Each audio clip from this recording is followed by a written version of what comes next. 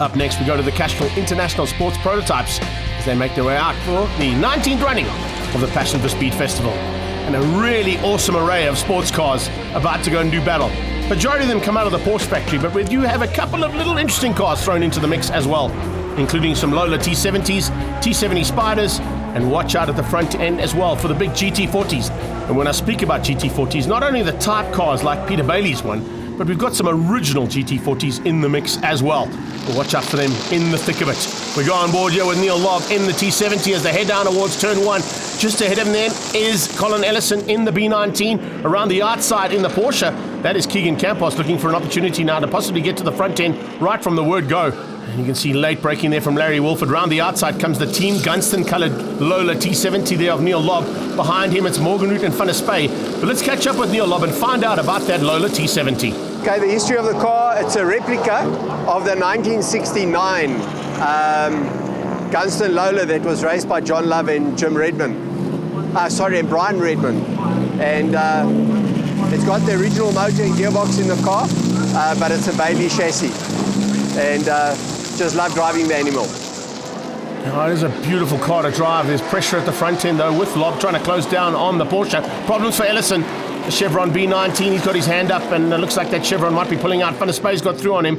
At the front end though, it's now Larry Wolford, also in a Lola T70. It's actually a Mark 38 T70 that he's in, just ahead there of the hard charging, and you can see just how hard he's having to charge just at the front end.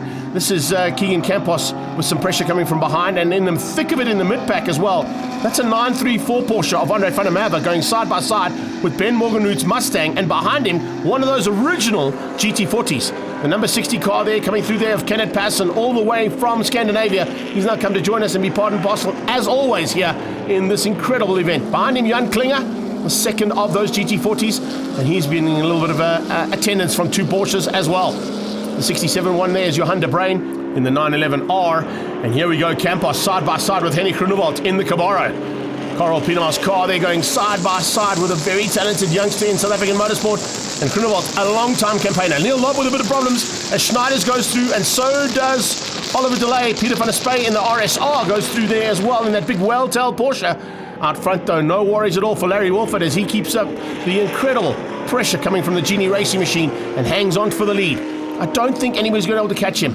It looks like Beaumont's had some problems in the Creepy Crawly 917, and he's gone missing. Henny Groenewald's got problems as well, and that's going to move up Keegan Campos into second place overall. So the 911 RSR, not with the well-tail there, the big well-tail just behind. There you can see the Creepy Crawly 911 just puttering down into turn 2, and we also saw Henny Groenewald stuck. Oh, and a little over-eager there maybe on the loud pedal from De Bruin, but he catches it and fortunately gets going again. TVR Vixen coming down the hill there just ahead of our leader. And it's going to be another victory here for this incredible drive from Larry Wolford in the Genie Racing Machine. Comes across the line, long way up the road there from Keegan Campos. Campos is going to hang on for second, and that'll be second in Class A as well. Peter van der Spey taking the victory in Class B's down in third ahead of DeLay, Bernd Anderson and Richard de Roos. Peter Bailey in seventh, and Richard Pott comes through for eighth place and the win in C's.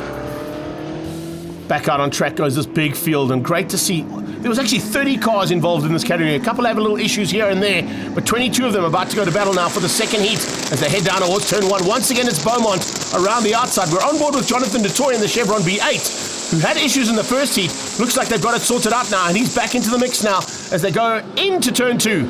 He's right underneath that big well-tail there of Peter van der Spey, and as they come out of turn 2, Porsche's in the thick of it big time.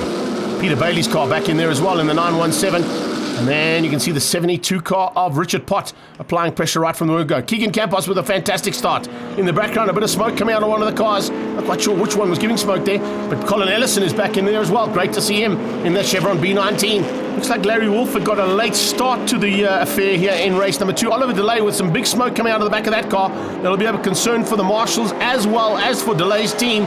A good start there from the Chevron B8 of Jonathan DeToy. Neil Lobb back into the thick of it just behind and pushing hard onto Richard de Roos. The 917 now with the pressure coming from DeLay.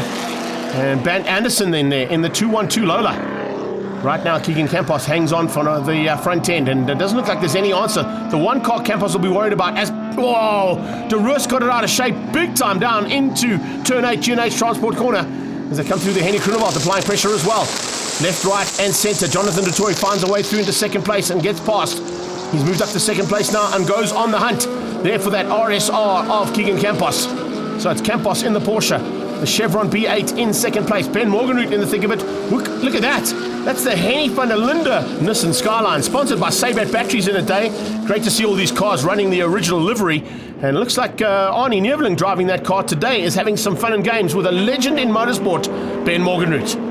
Rob Beaumont staying right up there into contention for second and third. And Beaumont still not giving Jonathan du Toit any chance. And there you go. Dives up the inside, up into turn 5 and gets through. So Beaumont has moved through nicely.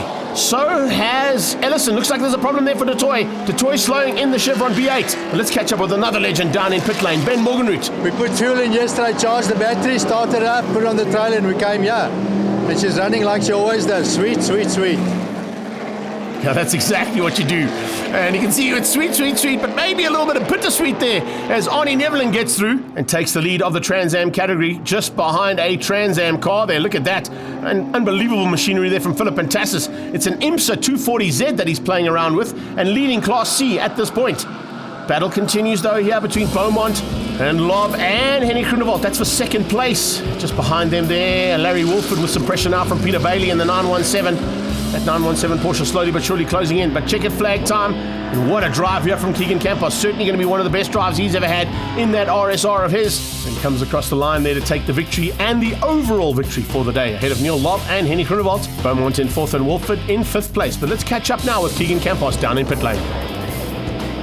Very good race. It was a hard race. A little bit cars out of place, I think. And then I don't know what happened to Larry Wolford coming in the pit lane on the warm-up lap.